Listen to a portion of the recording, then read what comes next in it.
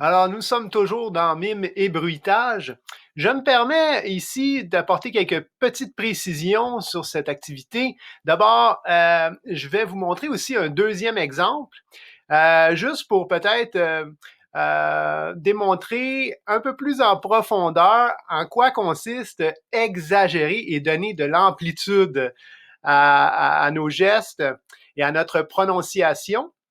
Et peut-être aussi, juste vous donner quelques exemples. Nous autres, la séquence qu'on a écrite, et je vous le recommande fortement, on s'organise pour que la séquence soit très courte d'abord, idéalement 30 secondes. Nous autres, elle durait à peu près 1 minute et pas trop d'accessoires. Alors, par exemple, nous autres, nous avions un chapeau, nous avions un verre qu'on a utilisé et une tige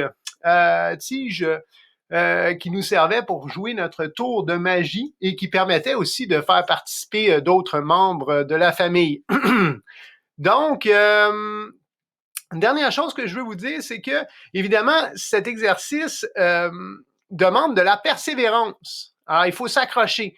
Mais quand on arrive à un certain niveau, vous allez vous apercevoir que c'est très, très plaisant et amusant.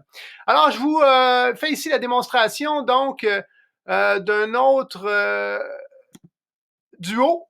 Alors, juste pour vous, et c'est parti.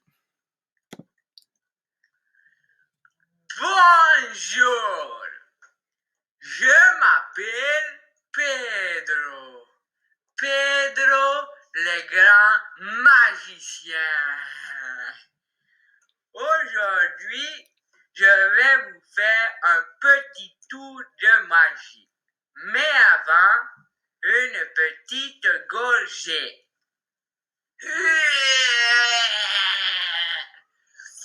Dur, dur, dur, dur.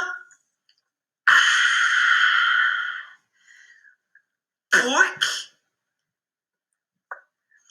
Voilà. Maintenant, le tour de magie.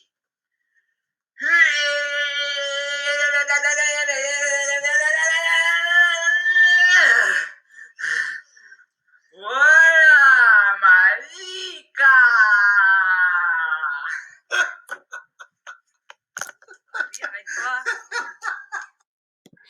Alors voilà, petite chose aussi que je voulais ajouter, c'est que une fois que vous avez pratiqué la séquence quelques fois, osez vous rendre jusqu'au bout de la séquence, même s'il y arrive des imprévus. Alors, je vous rappelle qu'on ne cherche pas la perfection ici. Et à un moment donné, dans le travail, il faut se lancer et oser aller jusqu'au bout. Des erreurs, il y en arrive tout le temps et nous autres, il y en est arrivé tout le long. Alors, dans ce temps-là, on improvise et on s'ajuste. Alors, à vous de jouer et amusez-vous. À bientôt!